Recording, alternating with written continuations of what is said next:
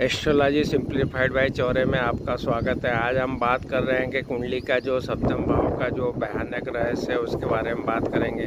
कुंडली में सप्तम भाव जिसे विवाह और साझेदारी का भाव माना जाता है, कुछ लोगों के लिए जटिल और चुनौतीपूर्ण हो सकता है। कुछ ग्रहों या स्थितियों के कारण वैवाहिक जीवन में समस्याएं, देरी और कठिनाइयां आ सकती है। सप्तम भाव में कुछ ग्रहों के जो प्रभाव है उसके बारे में हम बात करें तो केतु सप्तम भाव में जटिलता पैदा करता है और हो सकता है विवाह में देरी भी कर सकता है और असमानताएं भी ला सकता है। सूर्य ग्रह के बारे में बात करें तो सूर्य की स्थिति विवाह में देरी और बाधाओं को संकेत दे सकती है। मंगल ग्रह के बारे में बात करें, मंगल की स्थिति सप्तम भाव में विवाह में टकराव और विवाद पैदा कर सकती है। शनि की स्थिति सप्तम भाव में हो गई तो शनि की स्थिति विवाह में देरी, कठोरता और संबंध में नियंत्रण की भावना ला सकते हैं। सप्तम भाव में अगर कोई ग्रह नहीं है तो यदि सप्तम भाव में कोई ग्रह नहीं है तो यह संकेत दे सकता है कि जो आपका वैवाहिक जीवन है वो सामान्य और संतुलित रहेगा। सप्तम भाव और विवाह के बारे में बात करें तो सप्तम भाव में ग्रहों की स्थिति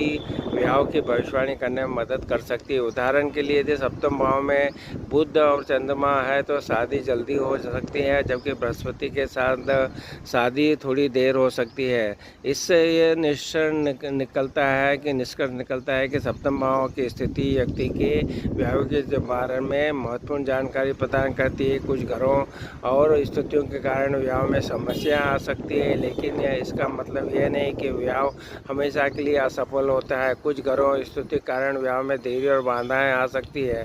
इसके लिए आपको अपनी कुंडली का विश्लेषण जरूर कराइए और ज्योतिषी सलाह से उपाय भी करके अपनी समस्याओं का समाधान भी आप प्राप्त कर सकते हैं। धन्यवाद।